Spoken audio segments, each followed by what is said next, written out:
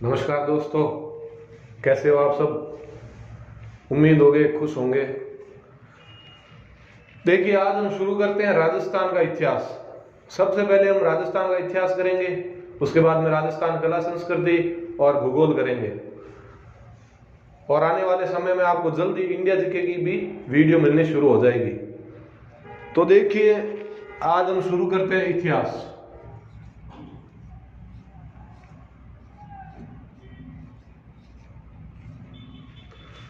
दोस्तों, आप जब ये वीडियो देख रहे हो, आप अपनी पेन और कॉपी अपने पास रखिए और जैसे मैं आपको कहता हूँ नोट्स लिखते हैं, ऐसे आप नोट्स लिखते जाइए, जो आपके लिए अच्छा होगा। तो देखिए, इतिहास को हमेशा 3 भागों के अंदर बांटा गया है। सबसे जो पहले प्राचीन इतिहास, दूसरा जो भाग होता है वो है मध्यकालीन,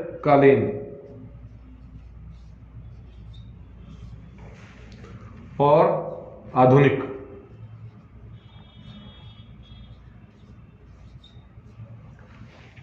हम भी इतिहास इसी क्रम के अंदर पढ़ेंगे। सबसे पहले अपन प्राचीन इतिहास से शुरू करेंगे। तो देखिए दोस्तों, इतिहास के बारे में हर उम्र के, चाहे वो बुजुर्ग हो चाहे बच्चा हो, इतिहास सभी को थोड़े बहुत जानकारी इतिहास की सबको होती है। चाहे उद्वीकन अपन कथाओं के बारे में सुनते हैं, या जो दंत कथाएं हैं बुजुर्गों को जो हमें सुनाई जाती है बचपन से, लेकिन सही ढंग से इतिहास किसी को कुछ नहीं पता। ज्यादातर लोग अपने ये कथाएं हैं उनके अंदर इतिहास पढ़ते जाते हैं। इतिहास का परिचय सबको थोड़ा थोड़ा है, लेकिन आज हम बड़े अच्छे तरीके से और क्रमबद्ध इतिहास का अध्ययन करेंगे। तो दोस्तों, अपन राजस्थान की शुरुआत करते हैं मेवाड़ के इतिहास से। तो आप हेडिंग डाल दीजिए, मेवाड़ का इतिहास।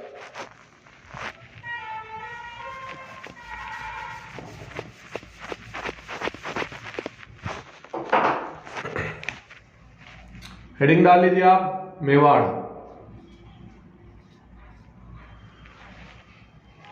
मेवाड़ जो कि सिर्फ राजस्थान का नहीं, पूरे विश्व का एक गौरव है। तो मेवाड़ का इतिहास शुरू करने से पहले हमें मेवाड़ के बारे में आपको और हमें सबको पूर्व जानकारी है। तो आप ये बताइए कि मेवाड़ के कुछ प्राचीन नाम हैं, जो आपको अगर रिकॉल हो रहे हैं तो अपने अपने मन के अंदर उनको रिकॉल कीजिए। तो मेवाड़ के मुख्य तो प्राचीन नामों के अंदर 3 नाम है, जो है मेदपाट,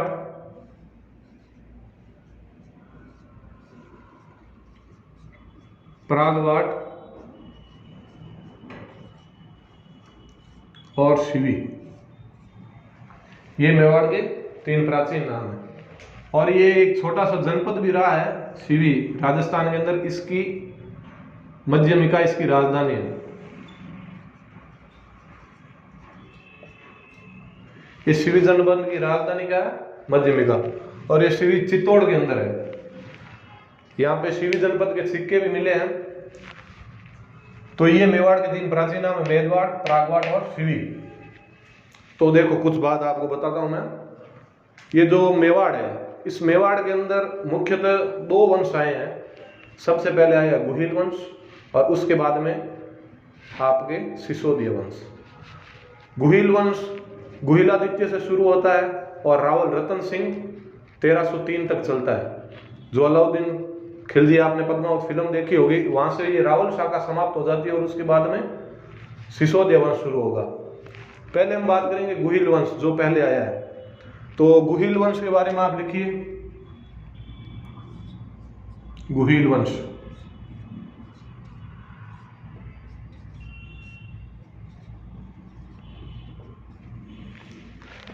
देखिए, मेवाड़ के अंदर गुहिल वंश की स्थापना की है गुहिल ने 566 ईस्वी के अंदर। गुहिल नाम का जो राजा था, जिसे गुहिलादित्य भी कहते हैं, वो अपने इस मेवाड़ वाले क्षेत्र के अंदर आया। मेवाड़ वाला क्षेत्र आपको पता ही है कौन सा है। ये मेवाड़ वाला क्षेत्र कौन सा है? ये उदयपुर, राजसमंद, भीलवाड़ा, चित्तौड़। मुख्यतः कहने की बात है, ये जो अपना दक्षिणी राजस्थान है वो मेवाड़ वाला क्षेत्र है। तो अपन बात कर रहे थे, यहां से राजा आया गुहिल, जिसे गुहिलादित्य भी कहते हैं, इसने यहाँ पर 566 ईस्वी के अंदर गुहिल वंश की स्थापना की। तो इसके जो पिता है, आप इनके नाम लिखिए। गुहिल वंश का संस्थापक कौन है? गुहिल। दूसरा नाम क्या है? गुहिलादित्य। इसके पिता का नाम है शीलादित्य।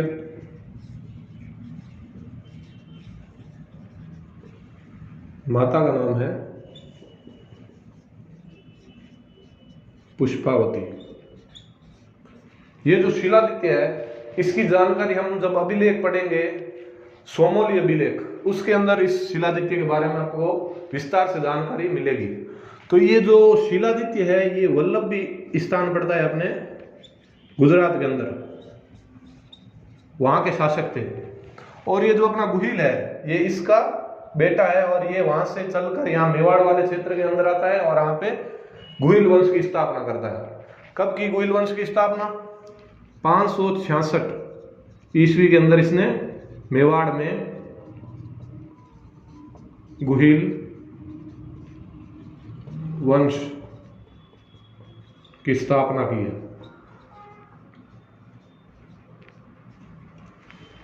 तो अपने जो मुहणोत नैणसी है, मुहणोत नैणसी ने लगभग गुहिलों की 24 शाखाओं का वर्णन किया है।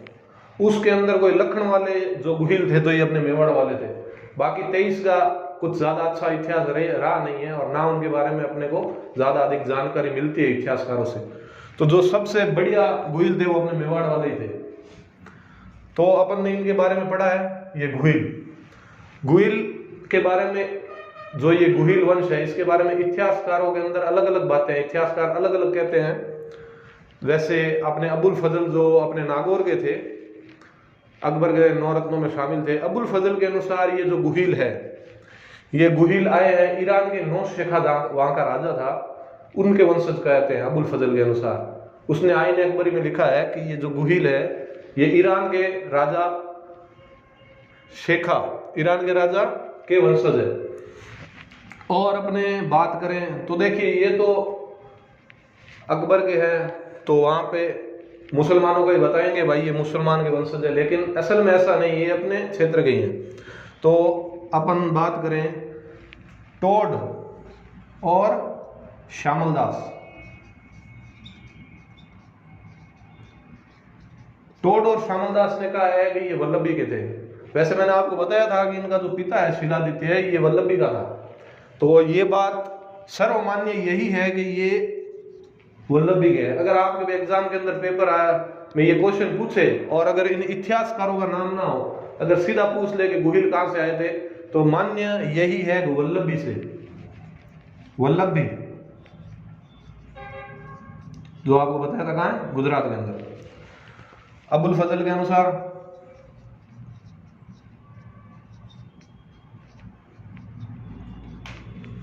ईरान के शासक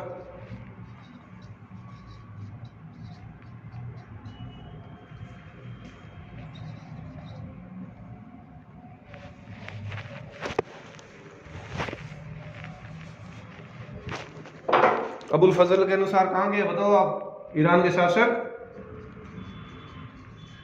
नौशेखा के वंशज है, ठीक है। और अपन यहां पे लिख लेते हैं,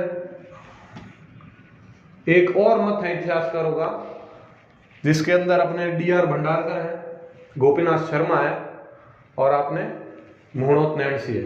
इनके अनुसार ये ब्राह्मण थे।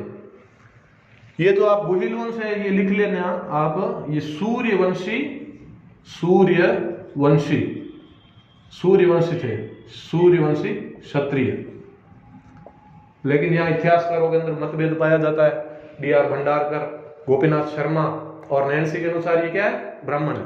तो ये भी कभी कभी पूछ लेते हैं, तो आप यहां पे लिख लेना D.R. भंडारकर, गोपीनाथ शर्मा, D.R. भंडारकर, गोपीनाथ शर्मा और नैणसी, मुहणोत नैणसी। प्रसिद्ध इतिहासकार अपने राजस्थान में जो जोधपुर के जसवंत सिंह के दरबारी थे, इनके अनुसार ये क्या है, ये ब्राह्मण है, ये ब्राह्मण है। ठीक है, तो आपने क्या पढ़ा, मेवाड़ के प्राचीन नाम पढ़े, मेवाड़ वाला क्षेत्र कौन सा है, दक्षिणी, ये 3 नाम है, कौन कौन से नाम है आप बताओ, मेदवाट, प्रागवाट, शिविरज राजधानी मध्यमिका। तो गुहिल वंश के बारे में अपन ने शुरुआत में कहा कि ये सूर्यवंशी क्षत्रिय है। स्थापना किसने की है, गुहिल ने। गुहिल के पिता का नाम शिलादित्य वल्लभी के थे, माता पुष्पावती है। 566 में ये वल्लभी गुजरात से यहाँ पे मेवाड़ वाले क्षेत्र के अंदर आकर गुहिल वंश की स्थापना की है इसने। टोड और श्यामलदास के अनुसार ये वल्लभी गुजरात के हैं। अबुल फजल के अनुसार ये ईरान के शासक नौशेखा वंशज है, और इनके अनुसार ये ब्राह्मण है। तो इस गुहिल के बाद में 5-6 राजा और भी आए हैं, लेकिन जो सबसे प्रतापी शासक थे बप्पा रावल, हम उनके बारे में अगला हेडलाइन लगाइए, बप्पा रावल। महादेव भक्त काल भोज जिनका नाम है।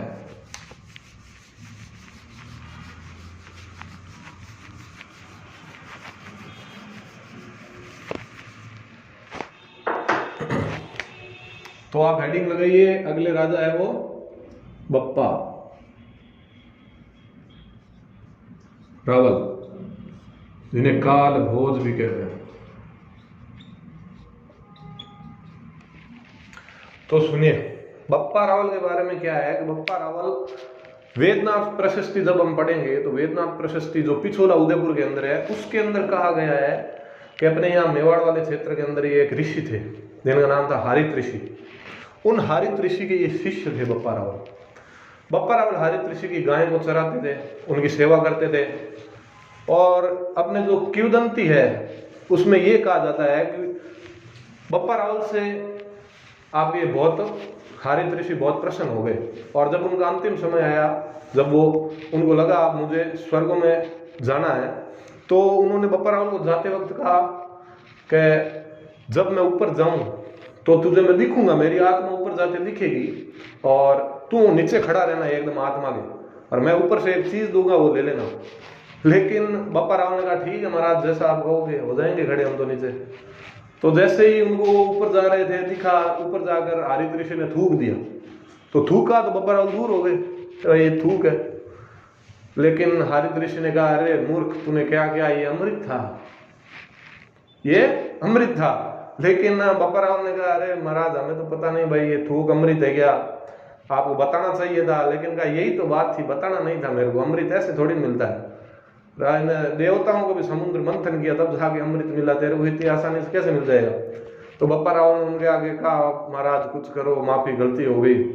तो बप्पा रावल ने कहा कि चलो मैं आशीर्वाद देता हूँ तेरे को, तू अपने आसपास के लोगों को इकट्ठा करके सेना बना और इस मेवाड़ वाले क्षेत्र से राजा बन जा, और मेरा आशीर्वाद है कि तेरे वंशज जब तक पृथ्वी रहेगी तेरे वंशज मेवाड़ पर राज करेंगे।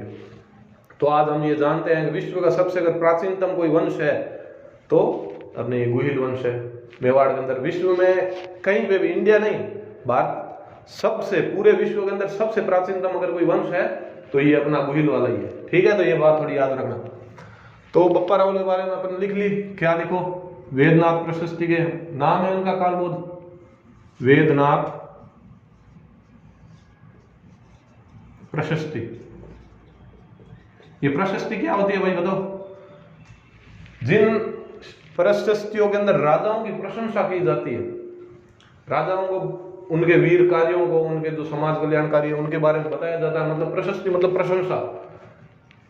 जिन शिलालेखों के अंदर आपके राजा की प्रशंसा की जाती है वो प्रशस्ति होती है।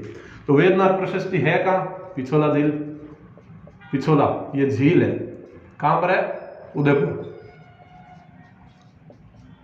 उदयपुर के अंदर। ठीक है, तो इस वेदनाथ प्रशस्ति से हमें क्या जानकारी मिलती है कि वो हारित ऋषि, हारित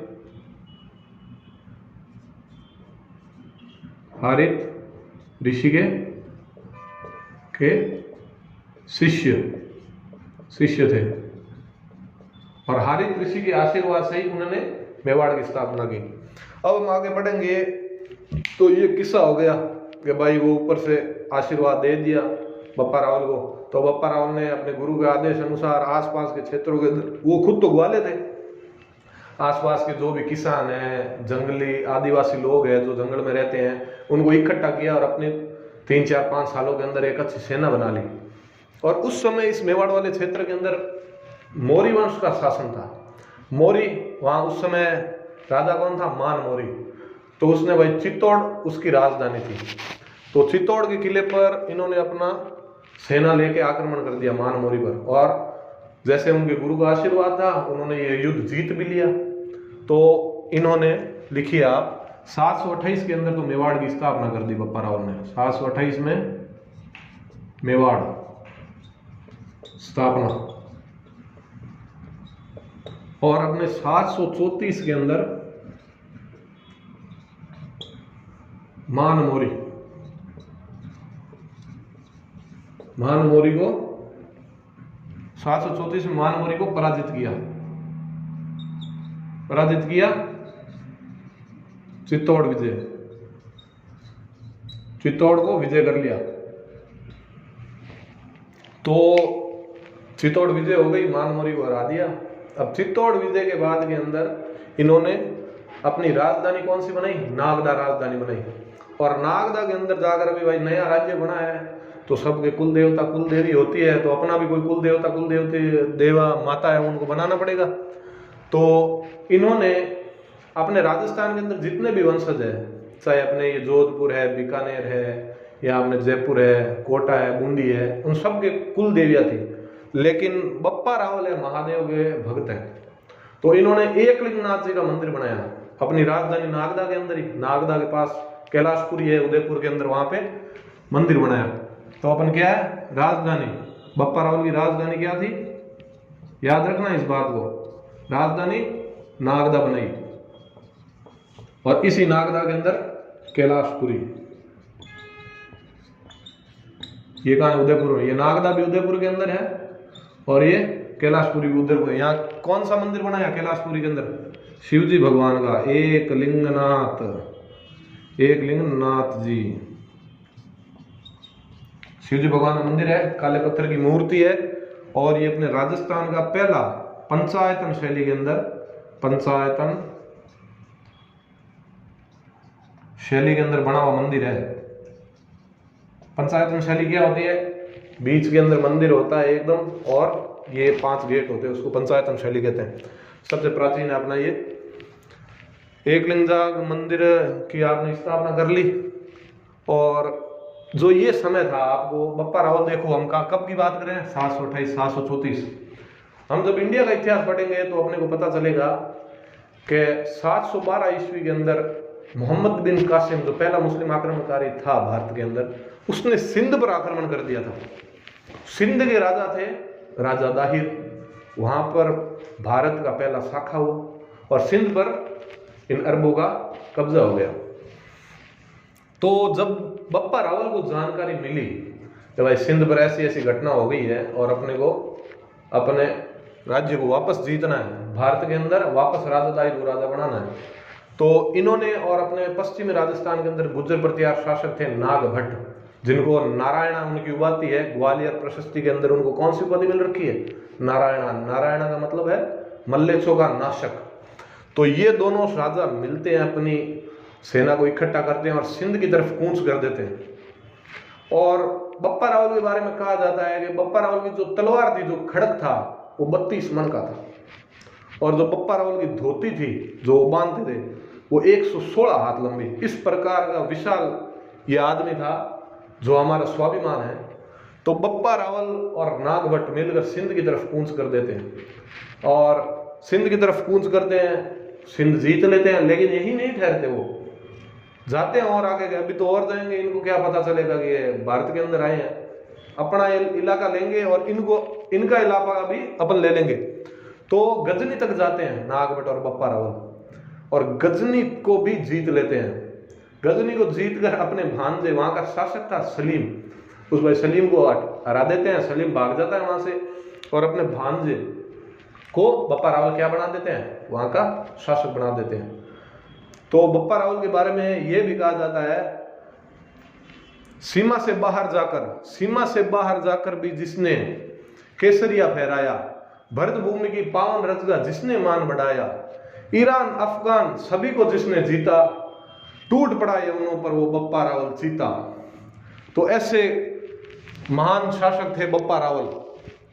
बप्पा रावल के बारे में ये अपने चीजें लिख ली हैं। बप्पा रावल ने ये सिंध विजय के उपलक्ष्य में, सिंध विजय के बाद में इन्होंने, बप्पा रावल ने हिंदुआ सूरज उपाधि धारण की, हिंदुआ सूरज उपाधि धारण की और हिंदुआ सूरज उपाधि धारण की और एक सिक्का चलाया सोने का। मेवाड़ के अंदर सबसे पहले सोने का सिक्का बप्पा रावल ने चलाया है, 115 ग्रेन का। ठीक है, तो अपन लिखते हैं ये बात जो की अपन ने, राजधानी तक बात कर ली अपन ने।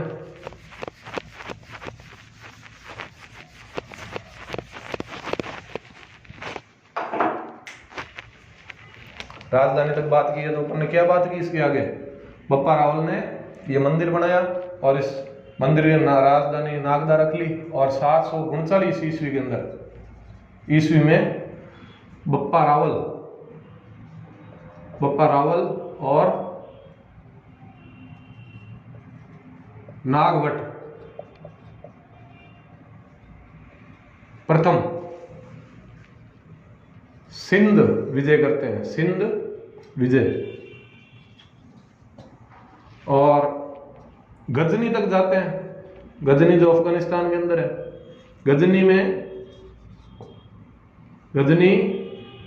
गजनी के शासक सलीम को पराजित कर भांजा है, भांजे को शासक बना लेते हैं। ठीक है, तो बप्पा रावल ने ये युद्ध है जो इतना भयंकर किया। बप्पा रावल का जो रुद्र रूप, महादेव के भगत तो है ही, इतना रुद्र रूप देखकर ये अरब वाले, ये अरबी आक्रमणकारी इतने मतलब इतना बुरी तरीके से उनको पराजित किया है कि आने वाले 400-450 साल तक इन्होंने भारत की तरफ मुंह भी नहीं किया। हम देखते हैं, देखो 739, 728 इनके आसपास की बात है। भारत के अंदर मोहम्मद गोरी का कब्जा हुआ 1192 में, जब अपन युद्ध हार जाते हैं। तराइन का दूसरा युद्ध 1192 में, लेकिन हमको बिल्कुल ये पढ़ाया नहीं जाता कि इन बीच वाले 400-450 सालों के अंदर क्या हुआ। तो कुछ ना कुछ हमारे इतिहास के साथ छेड़छाड़ तो जरूर हुई है।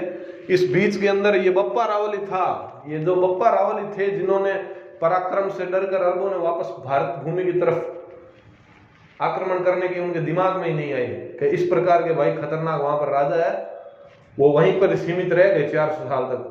तो आपसे पूछे कि सिंध और आपके ये जो अरब के आक्रमणकारियों को बुरी तरीके से 739 के अंदर पराजित करने वाले राजा कौन थे? तो बप्पा रावल और नागवट। ठीक है, और ये जो युद्ध हुआ था, ये युद्ध की तुलना सीवी वेद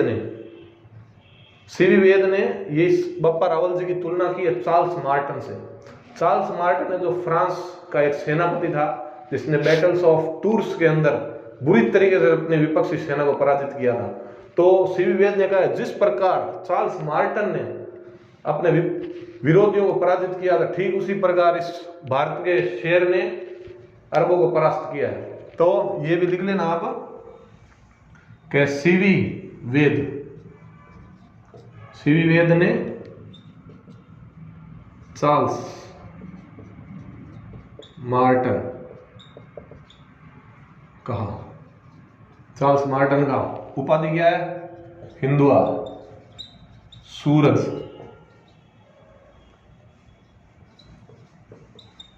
और भी उपाधि इनकी राजगुरु, चक्कौवे,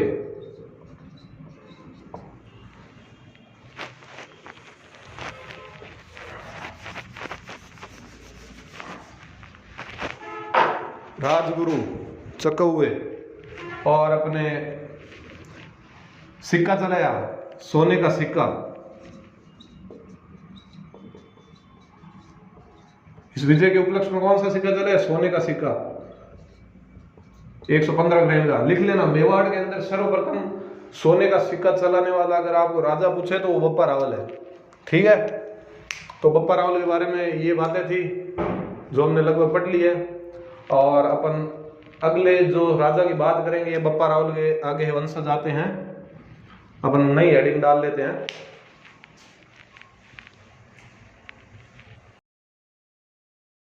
आपने लिख लिया होगा, इसको मिटाओ।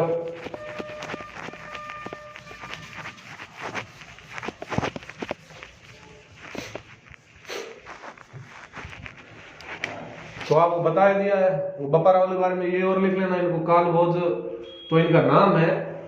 कविराज श्यामल दास के अपनी पुस्तक वीर विनोद में कहा है कि बप्पा कोई नाम नहीं, बप्पा एक उपाधि है। तो श्यामल दास के अनुसार श्यामल दास ने क्या कहा है, बप्पा उपाधि है। बप्पा एक नाम नहीं बल्कि एक उपाधि है, ठीक है। और वो 24 शाखा बताए थे, 24 अब इनके शाखाएं हैं गुहिलों की। तो वो किसके अनुसार है, टोड और नैन्सी। टोड और नैन्सी के अनुसार गुहिलों की कितनी है शाखाएं, 24 शाखाएं। और सबसे कोई लखन वाली कोई ढंगी शाखा है तो अपने मेवाड़ वाली, ठीक है। तो इसके अंदर अपन पढ़ते हैं, बप्पा रावल अपने अच्छी तरीके से पढ़ लिया है। उसके बाद अपन बात करते हैं बप्पा रावल के बाद में। देखो कुछ राजा आए लेकिन उनके बारे में इतिहास के अंदर कोई अधिक जानकारी मिलती नहीं है, और ना वो अपने एग्जाम के पॉइंट ऑफ व्यू से इतनी इंपॉर्टेंट है। तो इसके बाद में एक राजा आया था, लिखिए आप, अल्लट। अल्लट तो दो बात बताता हूँ इस अल्लट के बारे में। भाई ये अल्लट तो ये क्या है, मॉडर्न जमाने का था आदमी। आज अपन ये लड़के हैं ना मॉडर्न जमाने के, अपन ये जो मॉडर्न जनरेशन उस टाइप का आदमी था। इसने क्या किया, इसने अपने इंटरनेशनल राजकुमारी से शादी की।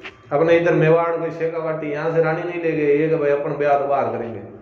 तो ये लेके आया हूण राजकुमारी हरिया देवी। ये क्वेश्चन अपने पुराने पेपर के अंदर आ चुका है कि कौन से शासक की पत्नी का नाम हरिया देवी है। तो ये अल्लट है, इसने एक तो अपने शादी कर ली भाई हूण राजकुमारी। अभी हूण है ना, ये अपने भारत के नहीं है, ये मध्य एशिया की एक बर्बर जाति है जो अपने धीरे धीरे इधर आ गई और अपने इस वातावरण के अंदर ढल गई। जो ये हूण है, ये अपन नारा लगाते हर हर महादेव। तो ये नारा किसने प्रसिद्ध किया, हूणों ने प्रसिद्ध किया, ठीक है। तो ये हूण कौन होते हैं, कुछ गुज्जर है वो हूण होते हैं ऐसे। तो आप इसके बारे में लिखिए कि अल्लट की रानी का नाम हरिया देवी। क्या थी ये, हूण। ये क्या है, जाति है, ठीक है ना। इसके बाद में बप्पा रावल जी की राजधानी मैंने आपको बताई थी, क्या थी बताओ। रिकॉल करने की कोशिश किया करो जितना ज्यादा हो सके, और क्लास में याद करके जाओ कि वापस आप कॉपी के अंदर देखो तो आपको ऐसा लगे भाई ये तो सब याद है अपने को। तो अपनी राजधानी कौन सी थी बप्पा रावल की, जहां पे वो आपके एकलिंगनाथ जी का मंदिर बनाया था, नागदा, कैलाशपुरी, उदयपुर। तो इसने क्या है, वो राजधानी चेंज कर ली और इसकी राजधानी कौन सी बना ली इसने, इसकी राजधानी क्या है, आहड़।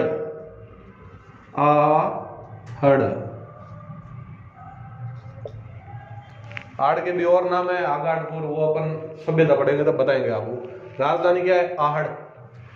आहड़ के अंदर ये जो मेवाड़ के राजा है उनकी छत्रियां हैं भाई। मरने के बाद में जब ये मर जाते हैं उसके बाद में अपन इन राजाओं की जो स्मृति में जो छत्रियां बनाई जाती है वो सब राजाओं की अलग अलग है। जैसे बीकानेर की देवकुंड सागर है, ऐसे इनकी कहाँ है, आहड़ के अंदर। तो आहड़ को राजधानी बनाया। आहड़ अभी नई राजधानी बनाई है, तो नई राजधानी के अंदर भाई साहब मंदिर तो होना चाहिए।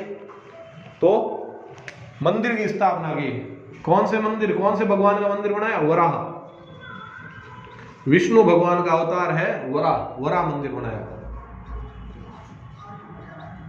वराह मंदिर की स्थापना की, कहां पर की, इस आहड़ में की है वराह मंदिर की स्थापना। और एक जो इसके बारे में इंपॉर्टेंट बात पूछी जा सकती है वो है जो अभी अपन ब्यूरोक्रेसी, इंग्लिश में कहते हैं ब्यूरोक्रेसी और नौकरशाही, मतलब जो अभी अपन ये जो पद, इसके इस विभाग को ये हैंडल करेगा, इस विभाग को ये हैंडल करेगा, इसके नीचे ये अधिकारी होगा, उसके नीचे ये अधिकारी होगा, हेड पर ये होगा। तो मेवाड़ के अंदर सबसे पहले सिस्टम के साथ नौकरशाही स्थापना इसने की है। नौकरशाही। तो भाई नौकरशाही की स्थापना। तो भाई साहब इसने ऐसे शादी वादी की थी, लेकिन कुछ ढंगे काम भी इसने किए थे, ऐसे राज्य की व्यवस्था को बैठाया था नौकरशाही से, ठीक है। तो ये इतनी सी छोटी सी 4 बातें हैं वो अपने अल्लट के बारे में। अगले राजा देखते हैं अपन।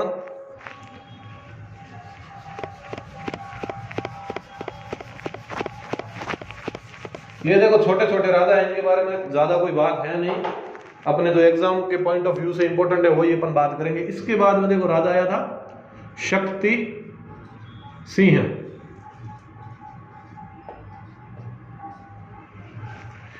ये महाराणा प्रताप के भाई भी एक शक्ति सिंह थे, लेकिन वो राजा नहीं थे।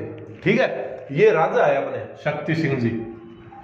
तो इन शक्ति सिंह जी के जब ये राजा थे तो इन शक्ति सिंह के काल के अंदर मालवा के परमार राजा थे राजा मुंज। इन्होंने क्या है कि चित्तौड़ पर आक्रमण कर दिया और इन शक्ति सिंह को हरा दिया और चित्तौड़ में अपना कब्जा कर लिया।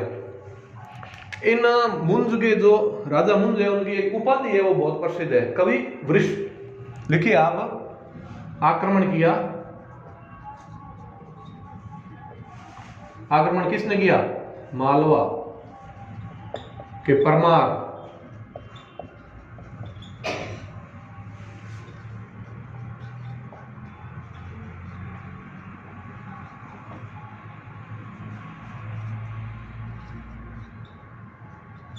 राजा मुंज ने, ठीक है, राजा मुंज की इनकी उपाधि लिख लीजिए भाई, एक इंपॉर्टेंट है उपाधि, कवि वृष।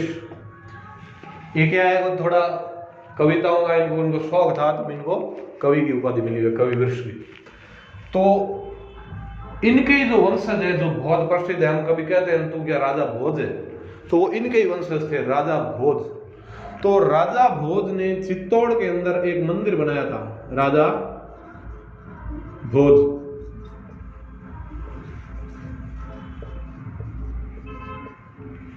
राजा भोज ने चित्तौड़ में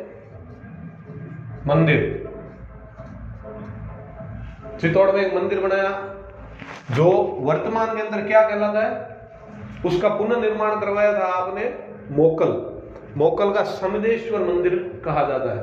ठीक है, तो इन्होंने मंदिर बनाया है विष्णु भगवान का।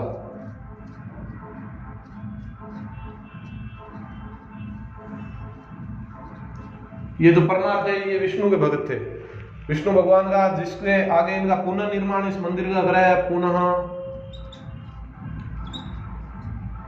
पुनर्निर्माण किसने कराया?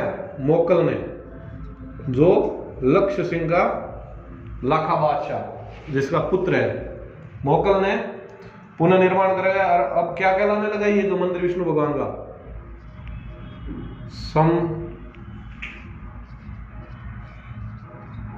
समिदेश्वर मंदिर। तो ये मोकल का समिदेश्वर मंदिर, ये बहुत इंपॉर्टेंट है। ये मंदिर आप स्टार लगा लेना। ये कहाँ है? चित्तौड़ के अंदर, चित्तौड़ के किले के अंदर समिदेश्वर मंदिर है, विष्णु भगवान का मंदिर है। इसका पुनर्निर्माण मोकल ने करवाया है। मूल तो इसको किसने बनाया? राजा मुंज के वंशज है, राजा भोज ने बनाया है। ठीक है, तो ये इतनी सी बात अपने शक्ति सिंह के बारे में याद करनी।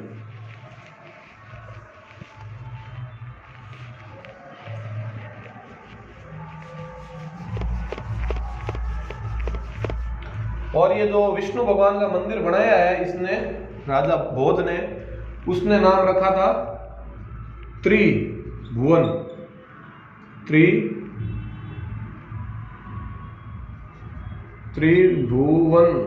नारायण, त्रिभुवन नारायण मंदिर। विष्णु भगवान ये नारायण, तो त्रिभुवन नारायण उस मंदिर का नाम था, विष्णु भगवान का था। और जब मोकल ने इसको वापस बनाया तो नाम हो गया समदेश्वर। ठीक है, ये इतनी सी बात थी।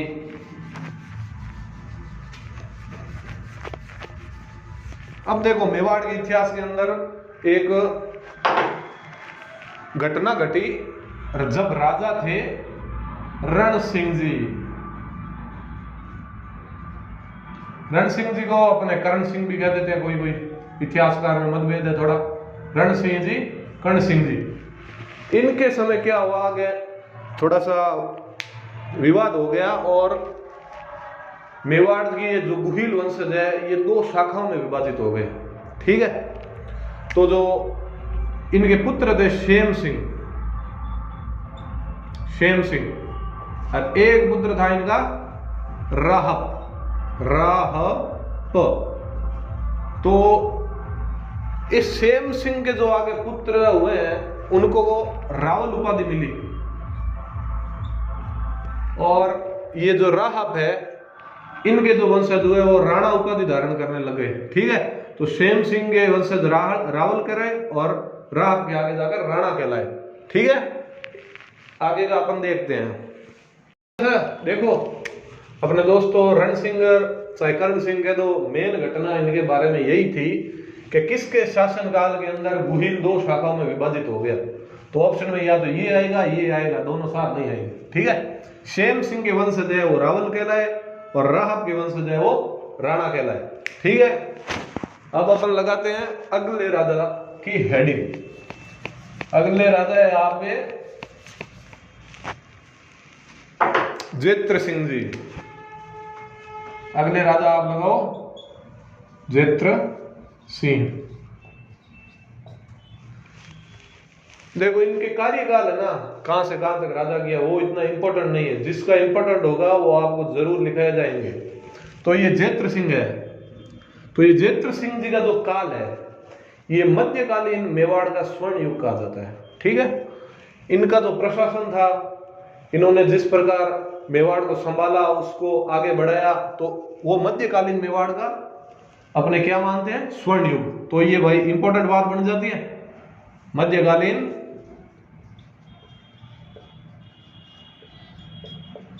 मेवाड़ स्वर्ण युग। ये देखो मैं शॉर्ट में लिख रहा हूं, आप लिख लेना मध्यकालीन मेवाड़ का स्वर्ण युग जेत्र सिंह है। ठीक है, तो भाई साहब जेत्र सिंह के अंदर है क्या, एक युद्ध हुआ जिसको अपन कहते हैं भूताला का युद्ध। इस भूताला के युद्ध के अंदर क्या आया गया, किसने आक्रमण किया मेवाड़ पर आक्रमण हुआ इल्तुतमिश का, जो गुलाम वंश का दूसरा राजा था। आपने पढ़ा है कि भाई अपन गुलाम वंश का संस्थापक कुतुबुद्दीन ऐबक के बाद में उस समय दिल्ली का शासक बना इल्तुतमिश।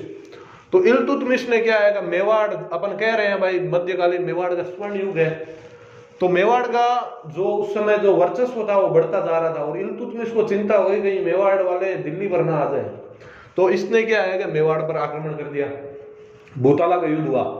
लेकिन जेत्र सिंह इतने शक्तिशाली थे कि जेत्र सिंह ने बुरी तरीके से इल्तुतमिश को पराजित कर दिया। तो ये भूताला का युद्ध बहुत इंपॉर्टेंट है, किसने आक्रमण किया, कब किया, ये अपने को ध्यान रखना है। ठीक है, भूताला का युद्ध है 1227 में। जेत्र सिंह जी वर्सेस इल्तुतमिश। ये उस समय भाई गुलाम वंश इनका राज था दिल्ली पर। ठीक है, इन्होंने आक्रमण किया, जीता कौन है, अपने जेत्र सिंह जी जीत गए। ठीक है, और ये इल्तुतमिश क्या है, अपनी हार को पचा नहीं पाया, जाते जाते इसने क्या किया भाई, मेवाड़ इसका जेत्र सिंह का कुछ उखाड़ नहीं पाया ये, और आदमी कुछ न कुछ तो भीगी बिल्ली कुछ न कुछ तो करे। तो भाई इसने जाते जाते क्या किया, आगे इस समय राजधानी नागदा थी, तो जाते जाते इसने क्या है, नागदा को जला दिया।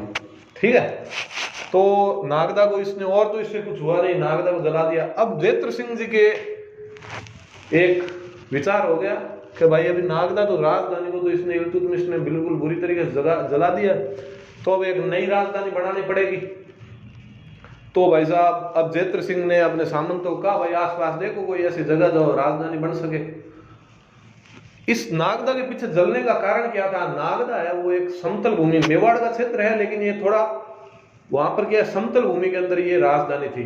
तो समतल भूमि के अंदर प्रॉब्लम क्या होती है, कोई भी आता जाता क्या है, कुछ भी कर देता है, जला दे। जैसे इसने इल्तुतमिश ने जाते वक्त जला दी, पहाड़ों के अंदर होती तो ऊपर चढ़कर तो जलाता नहीं।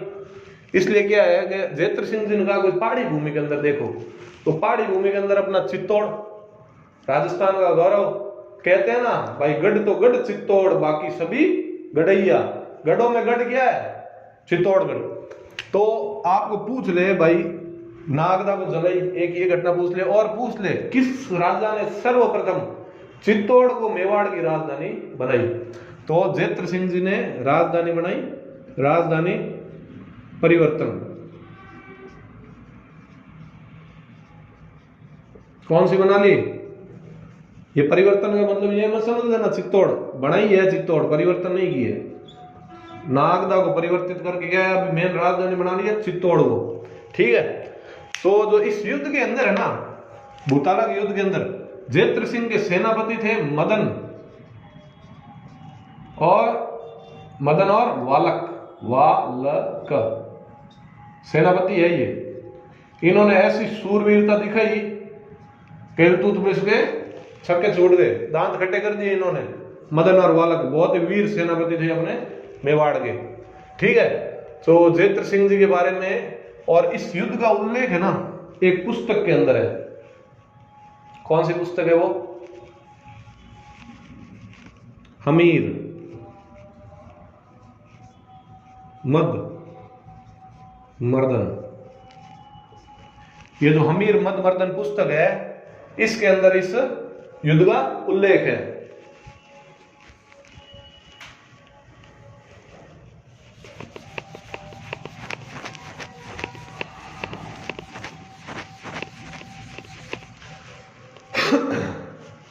ये जो हमीर मद मर्दन है, ये पुस्तक है जय सिंह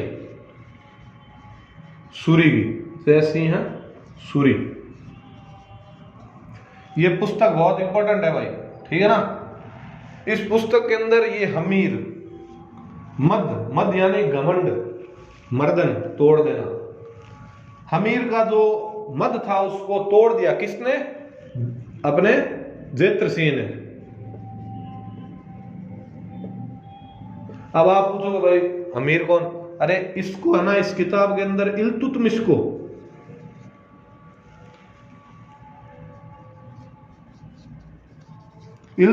क्या कहा गया है? अमीर कहा गया है। जय सिंह सूरी जी ने इल्तुतमिश की तुलना अमीर से कर दी। ठीक है, तो ये इंपॉर्टेंट बात है। अपने अगले राजा की आप हेडिंग डालो।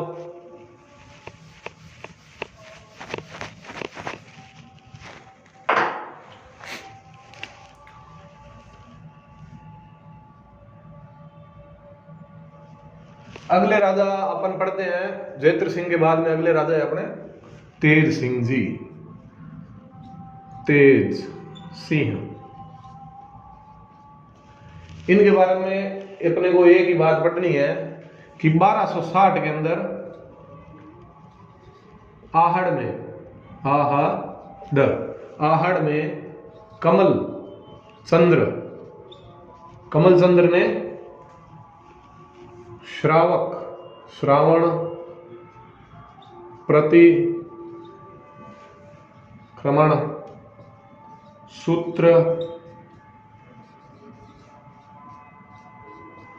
प्रतिक्रमण सूत्र जोड़ने की रचना की। ये क्या है भाई? एक चित्र है, ठीक है ना। ये चित्र मेवाड़ का सबसे प्राचीन चित्रित ये चित्र है, कमल चंद ने बनाया है 1260 के अंदर आहड़ में। तेज सिंह के शासनकाल के अंदर मेवाड़ का सबसे प्राचीन चित्रित ग्रंथ है ये, ठीक है। मेवाड़ का सबसे प्राचीन चित्रित ग्रंथ है, कमल चंद ने बनाया है, आहड़ 1260 तेज सिंह के शासनकाल। ठीक है दोस्तों, तो आज की क्लास के अंदर अपन इतना ही पढ़ेंगे और आप अपने दोस्तों के साथ इस YouTube चैनल जो हम अपना ही है, इसको ज्यादा से ज्यादा शेयर कीजिए और सब्सक्राइबर बढ़ाइए और अपने व्यू देखिए आप।